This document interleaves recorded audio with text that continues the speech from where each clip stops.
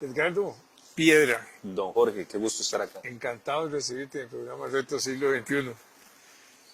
Muchos retos tenemos.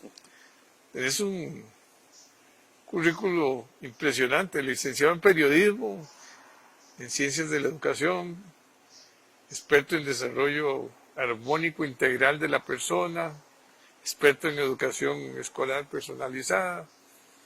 Tenés un doctorado de educación y humanidades en Europa, todos. Sos director de Colegio Yorquín. Colegio Yorquín. Qué importante es la educación en Costa Rica, es lo más importante que para mí es el tema central. Tenemos un grave problema estructural.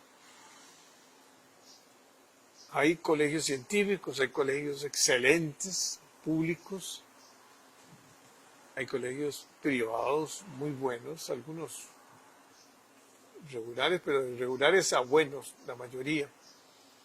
Bueno, el caso de ustedes es ejemplar porque Muchas gracias. que son distinguidos en todas las universidades públicas como uno de los mejores colegios, ¿verdad? Eso es una buena tarjeta de presentación. Sin duda, sin duda. Y me contabas que precisamente hace pocos días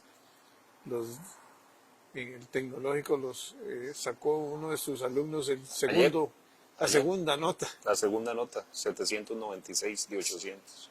Y 800. Superado por unas señoritas del Colegio Científico de San Ramón, cosa que a uno como educador, don Jorge, le alegra mucho, porque es un colegio público. Sí, ¿verdad? bueno, los científicos son públicos, pero son manejados por la Universidad de Costa Rica, en gran parte, ¿verdad? Sí, y además, pues sí, ellos lo que hacen es una escogencia. Escogen los mejores estudiantes. Los mejores estudiantes. Y que además tienen una vocación y un gusto por los STEM, Science, Technology, Engineering, Math. Y eso, pues, por lo menos en mi experiencia y en mi investigación del doctorado, le mencionaba a usted, off the record, la vocación es la variable más importante a la hora de la escogencia de una carrera y que yo creo también del triunfo en el área que se escoja, ¿verdad? Si una persona tiene teniendo vocación como ese gusto particular, como esa atracción, como ese apasionamiento por un área de la ciencia, sean sociales o sean ciencias exactas, pues eso, digamos que es una variable que puede uno de alguna manera acertar hacia un pronóstico positivo de un éxito profesional. Sí. Sí, todas las nuevas tendencias son tecnológicas, ¿verdad? El mundo se evoluciona rápidamente, no cabe duda que los colegios y las escuelas tienen que ser un desarrollo más integral. Yo soy muy crítico de la estructura del Ministerio de Educación Pública. ¿Por qué? Porque son 90,000, empleados. O sea, y esto de pertenecer a sindicatos, de tener una cantidad de prebendas y no darle la formación y la capacitación continua y la evaluación continua del sector educador, que esa es una de las partes, ¿verdad? Están los educadores, están los alumnos, está la familia. Claro. Ahí hay un gran problema. Son costos altos, ¿verdad? Un educador suyo gana lo mismo que gana en el sector público. Inclusive, es muy interesante porque, pues sí, o sea, mínimo eso, pero yo creo que una de las grandes diferencias entre el sector público y el privado es que en el sector público se tendió, no quiero generalizar, tengo colegas, yo trabajé 17 años para el Ministerio de Educación Pública en colegios maravillosos en Cartago, que es de donde soy originario, y tengo ex compañeros, colegas que hacen un trabajo que es heroico y maravilloso. Pero sí el sistema ha caído en lo que yo denomino, don Jorge, si me lo permite, una titulitis. Entonces, el educador se preocupa más por obtener un título que le dé un aumento en su categoría y por ende en su categoría salarial, y a veces no en el desempeño. No sé si me explico. En el sector privado me parece, o por lo menos en el colegio en el que yo trabajo, por supuesto que para nosotros es muy importante el título, pero lo más importante es el desempeño. Si me permite una alegoría, una comparación futbolera, ¿no? Es un jugador que lo contrata un equipo, usted lo que quiere es que meta goles, que tenga un buen desempeño, más allá si se graduó de tal academia o no, no. O sea, lo que quiere es un desempeño que para los que somos educadores de vieja data, el desempeño se mide en el aula. El desempeño se mide en el aula. Ahora que hice mi doctorado, aprendí muchas cosas, porque hacer un doctorado es complejo, ahora lo hablábamos. Pero una de las cosas que más aprendí es que nadie aprende de quien no lo inspira, de quien no le genera una exigencia cariñosa. Son de esas cosas que uno dice, caramba, qué importante es ese equilibrio entre el conocimiento técnico, pero la empatía con el estudiante, sobre todo si es adolescente. Porque un chico de primero a sexto grado, esos van a la escuela solos, ¿verdad? Pero cuando ya entra el periodo adolescente, donde están definiendo su personalidad, y puede ser una etapa interesante en la vida del ser humano, ahí es donde usted ve la capacidad del docente de apasionar, de enganchar, ¿verdad? Y eso requiere de capacitación, estoy totalmente de acuerdo con usted, y de una capacitación que no se limite solo a lo eminentemente curricular académico, sino a aspectos de habilidades blandas, de empatía, de asertividad, de hacer más agradable la lección, de entender las diferentes dimensiones del ser humano y de una exigencia, digamos, cariñosa. Yo creo que muchas veces hemos perdido los educadores, me incluyo, todos, podemos caer en esto, ¿no? De fijarnos eminentemente en lo académico curricular y olvidar ciertos principios que habría que irse a la antigua Grecia, ¿no? Y más atrás de lo que es el aprendizaje eficaz, y es que uno aprende de quien, reitero, lo inspira y lo lleva hacia lo bueno, verdadero y bello, y lo forma en áreas que pueden ser, digamos, puede ser matemática, puede ser historia, puede ser arte. Creo que a fin de cuentas eso pasa casi que a la anécdota. Lo que hay que formar es el carácter del ser humano, ¿no? Y que evitemos relativismos y que el estudiante sepa distinguir lo que es bueno de lo que es objetivamente malo, ¿verdad? Que es un problema actual, este relativismo moral en el que ha caído la sociedad y que hace que un chico no sepa distinguir entre lo que es objetivamente bueno y lo que es objetivamente malo, ¿no? Son esas circunstancias, pero volviendo al punto que usted decía, la capacitación me parece esencial. Es una capacitación que va más allá de planificación, conocimientos técnicos que son importantes, pero también saber inspirar, ¿no? Tenemos problemas de deserción en el sistema público muy altos. Entonces, yo creo que decía Einstein que si uno quiere resultados diferentes y sigue haciendo lo mismo, pues difícilmente se van a alcanzar. Pero es que todavía creo que hacemos lo mismo de hace 20, 25, 30 años, no sé. O sea, es un libro de texto algunas veces y tareas todas mecánicas. Correcto. Y lo único que falta es nada, o sea, vamos a ver, esa empatía que hablas es la más importante de un profesor. Eso es cambiar la voz, de subir la voz, de descubrir cada muchacho, de descubrir, porque cada muchacho es un mundo. No todos somos iguales. Así es. Hay unos que nos cuesta mucho, no sé, de la lectura. Entonces vamos a necesitar que nos apoyen. El profesor general, hay excepciones, yo te voy a decir, pero sí a mí me preocupa que invertimos 2.5 billones de colones, ese es lo más que gastamos en educación. Se habla de que se ha bajado el presupuesto y todo. También se ha bajado la población de estudiantes. También. Mucho. Hay un tema demográfico que Un es una tema realidad demográfico que nos va a golpear. que nos va a golpear en la cara más Ahorita. temprano que tarde. Sí. Sí, Entonces, pero hay más capacidad también de poder claro, personalizar. personalizar. O sea, vos no vas a tener grupos de 40, sino puedes tener grupos de 20, 25. Ahora, una aula, no sé, pero normalmente son 20, 25. Pero la innovación, la comunicación, el enlazar, el involucrar a la familia. ¿Ves? La familia está ausente. La familia la ves tal vez cuando vas a entregar las notas. Si es que llega. Y si es que llegan, ¿verdad? Sí, O sea, sí. es como no sé, una falta de responsabilidad, de solidaridad con su hijo. Los primeros educadores son los papás. Y es la familia, estoy totalmente de acuerdo, la primera responsable del desempeño educativo de su hijo. Los profesores debemos ser copartícipes en ese proceso.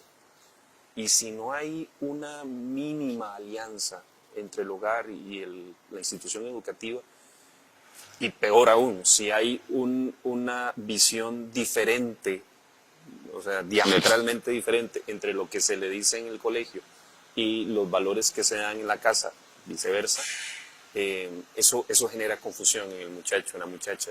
Yo creo que usted está tocando un tema que es muy importante y es el involucramiento del padre de familia en la formación de sus hijos. Pero eso significa que los padres de familia,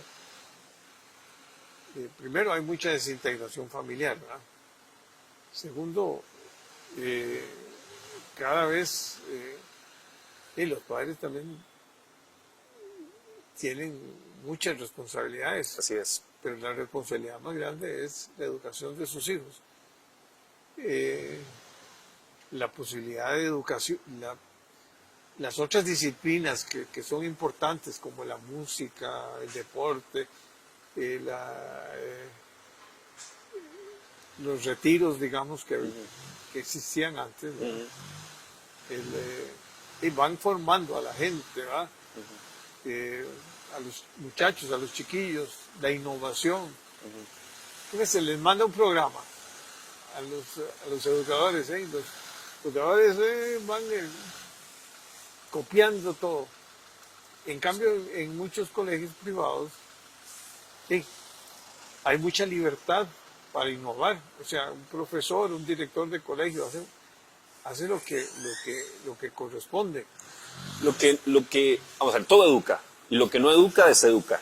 Ese es un principio básico que me parece que deberíamos entender. Un colegio limpio educa, un colegio en donde se exige, reitero, cariñosamente, educa. Un colegio donde se respeta desde el guarda y la conserje hasta el director, educa. Y estoy convencido, Jorge, que muchos de esos elementos se han dejado de lado en los últimos años. Sí, hay muchos profesores que le dicen a uno que ahora se puede denunciar, un muchacho puede denunciar al profesor de cualquier cosa y hasta le montan todo un proceso.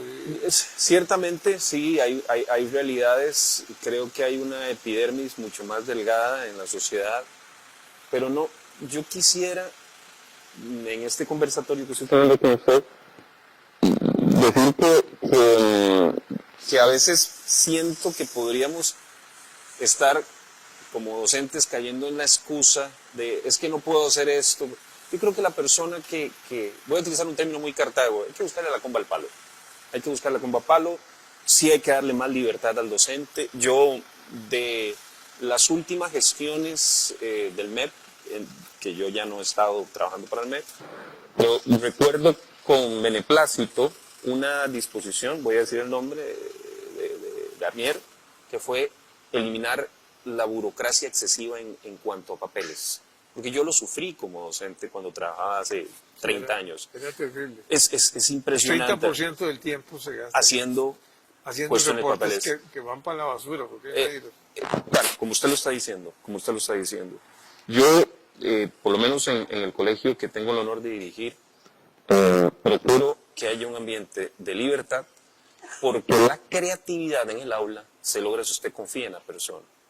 Entonces eso pasa por escoger también un personal que usted sepa que tiene pues un estándar moral, ético, profesional que le permite a usted confiar en él, ¿verdad? Yo sí creo que así como se hacen pruebas de admisión vocacional para, no sé, para música, creo que más el instrumento, comillas, más importante que un persona puede manejar es la persona humana como tal. Entonces sí creo que debería haber en las universidades cierto tamiz básico, ¿verdad?, que le permita a uno entender que las personas que se están dedicando a la formación de los nuevos ciudadanos costarricenses sean personas que tengan una vocación hacia eso, un gusto hacia eso y una disposición a aprender. E insisto mucho en que se evalúe el desempeño del profesional, ¿verdad? Que no sea una circunstancia de, así lo siento, ¿no?, de lograr un determinado escalafón académico, lograr un puesto y ya. se acabó el problema y hasta que me pensione. Sabiendo que son 90,000 personas, sabiendo que cuesta manejar esa estructura, pero creo que definitivamente nosotros, las nuevas generaciones, heredamos un sistema educativo que funcionó y funcionó muy bien, desde que en 1869 Jesús Jiménez Zamora y su ministro Julián Bolio dijeron la educación en Costa Rica es obligatoria, ¿verdad?, y costeada por la nación, gratuita, obligatoria y costeada por la nación, que eso nos abrió un escenario maravilloso. Yo tenía un amigo que trabajaba para una transnacional en un país, me reservo el nombre del país porque no es tan lindo lo que voy a decir, y él me decía, es que es impresionante, él trabaja para una transnacional de merchandising y dirigía procesos, y me decía, vos que sos educador, historiador y que te gustan tanto esos temas, ¿por qué en tal país los trabajadores rasos, los trabajadores que se dedican a la parte de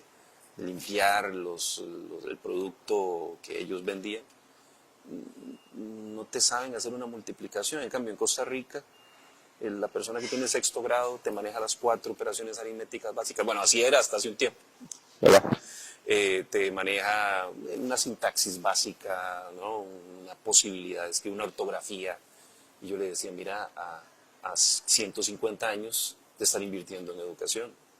Lo que pasa es que esa inversión, esos, ¿cuánto dijo usted el dato? No manejo el dato de billones. 2.5 billones, ese es lo que más se gasta. Entonces habría que ver si lo estamos gastando en lo que habría que gastarlo, ¿verdad? Que, por ejemplo, a mí me encanta, yo creo, don Jorge, quizás por ser profesor de historia, recurrir a la historia. Hay un personaje que probablemente se conoce que es José Vasconcelos.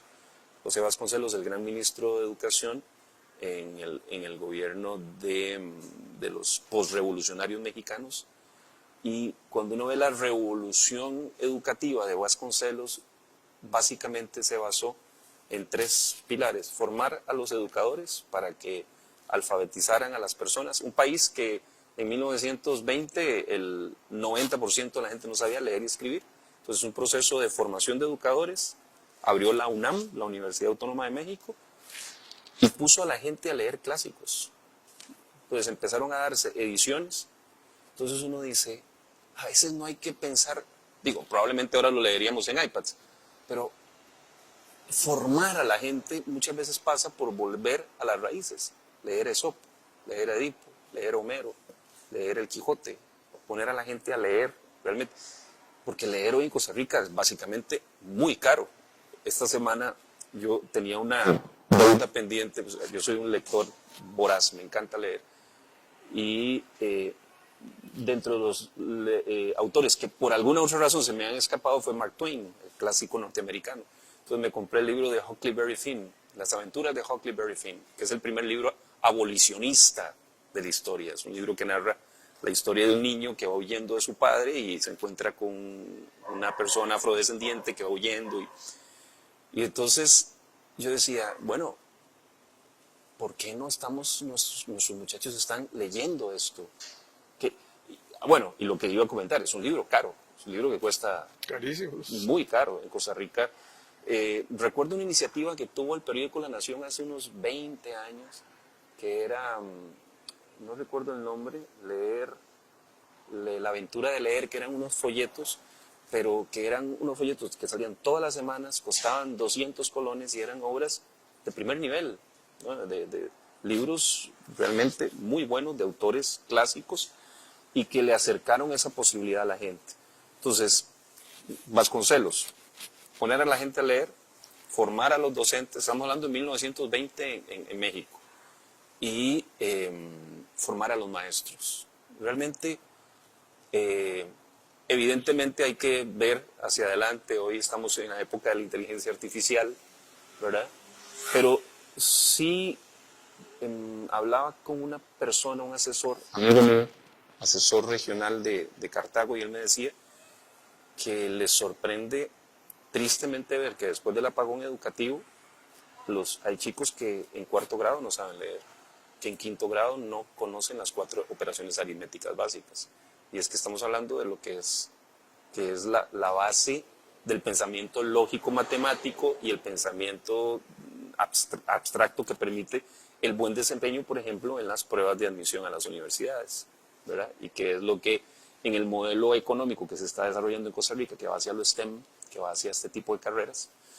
Ahora, yo también agregaría que, y por eso lo de la lectura y el ejemplo de Vasconcelos, que lo humanístico es esencial e importante, que tenemos que evitar caer en la idea de tener una visión, no sé, muy tecnócrata, por llamarlo de alguna manera, y entender que la filosofía, la antropología, la ética, son cosas que no pasan de moda y que de nada nos sirve tener chicos que van a, no sé, a Google, Nvidia, a Intel, a Apple, ¿verdad? Pero si no van con una, digamos, educación integral. Yo en el colegio apelamos mucho a la posibilidad de que tengamos ingenieros químicos, historiadores, periodistas, pero que haya un equilibrio y que entiendan que su principal negocio en la vida es la familia, su estabilidad y el servir a los demás. Que me parece que es clave, ¿verdad? En una sociedad que tiende a veces, sobre todo después de la caída del muro de Berlín, a ser un poco excesivamente liberal capitalista. No tengo nada en contra del liberalismo capitalista, me parece maravilloso, creo en él. Pero me parece que hay valores que se han tendido a perder, como entender lo que es realmente valioso en la vida, ¿no? Dejar huella, dejar una huella positiva en la sociedad y en el momento en que nos ha tocado vivir. Yo hablo mucho, Jorge. No. Mira, no, a mí me preocupa de lo mismo que vos. Yo también fui criado en otra época, donde la maestra o el profesor era la autoridad. Había un respeto absoluto, había una empatía, había también cariño. Se preocupaban por uno si su familia tenía algún problema. Se confesaba uno. No era que eran curas, pero... No, se entiende. Pero se confesaba. Eso daba confianza. Porque no todos tenemos los mismos... también era otra época porque eran los educadores de verdad. Graduados en las escuelas normales. En las escuelas normales, en la Universidad de Costa Rica. Luego aparecieron unas escuelitas ahí, o unas universidades, que fueron las que generaron casi 2/3 partes de la oferta total en el sector público, ¿ah? Yo cuando empecé a trabajar, empecé con 19 años, porque no había profesores de estudios sociales. No había.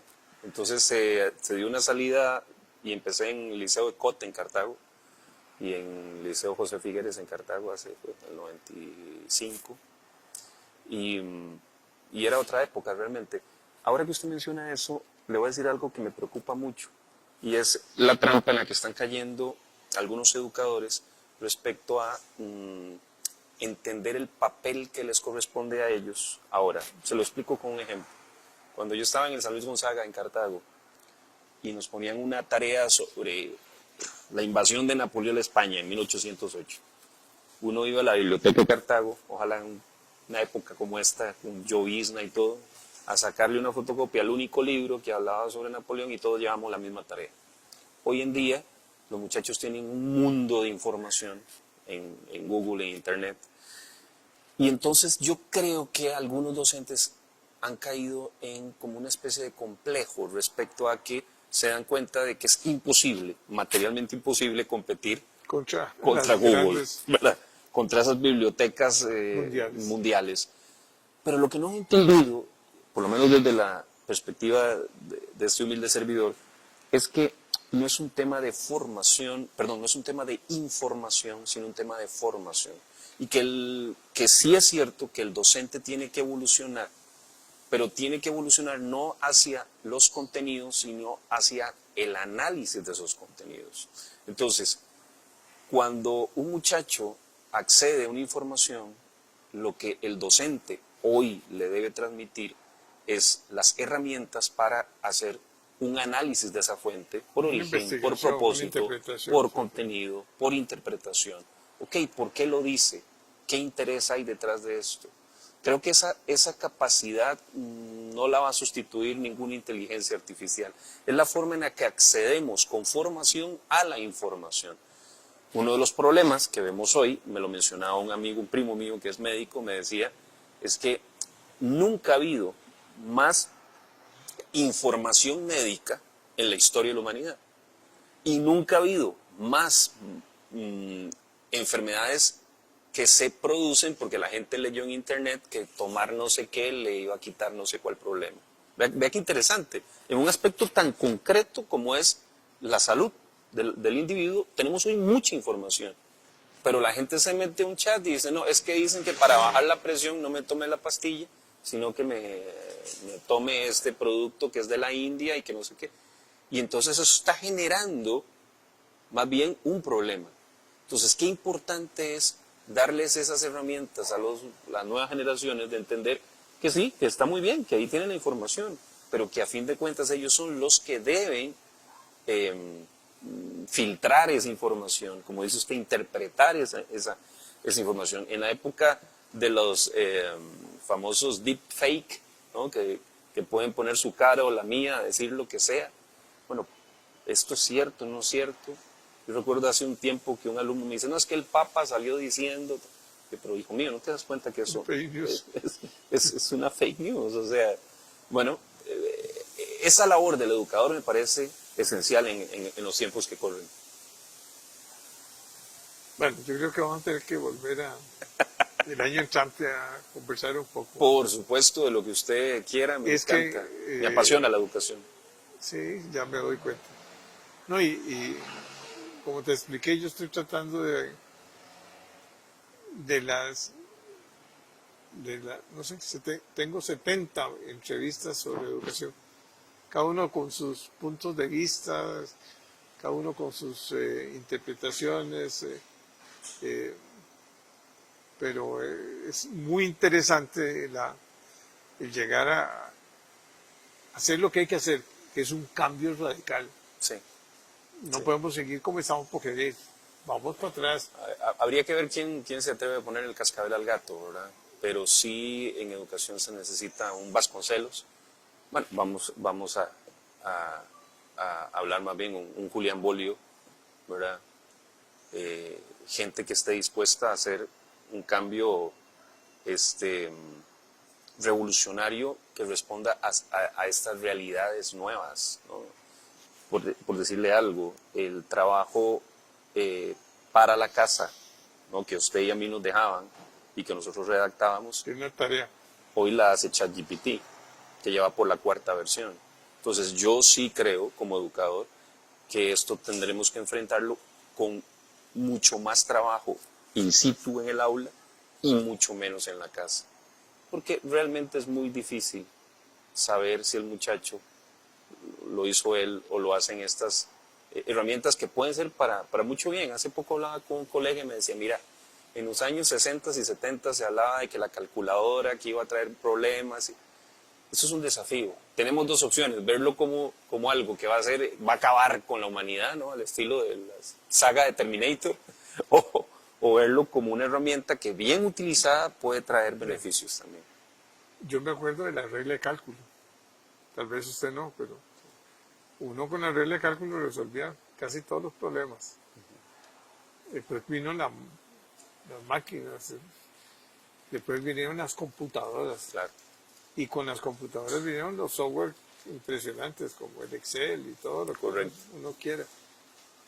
Y hay que lograr que los individuos o los estudiantes sean investigadores, analicen, piensen bien en lo que van a hacer. Antes de terminar, yo quisiera nada más señalar que hay modelos educativos que valdría la pena revisar en Costa Rica, porque no vamos a inventar el helado de palito, pero todo está inventado, porque el bachillerato internacional me parece un modelo de éxito que busca precisamente alumnos de pensamiento universal, interpretadores.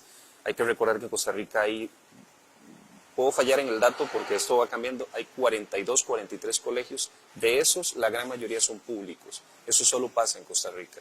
En la mayoría de los países del mundo, los colegios de bachillerato internacional son privados. Eso es bueno, eso habla. Ahora, los mejores resultados probablemente lo obtenemos los privados, pero eso no tiene por qué ser así. Y yo creo que hay muchas ideas curriculares, pedagógicas, de didáctica de aula, del bachillerato internacional, que habría que revisar y ver de qué manera trasladamos al sistema nuestro público.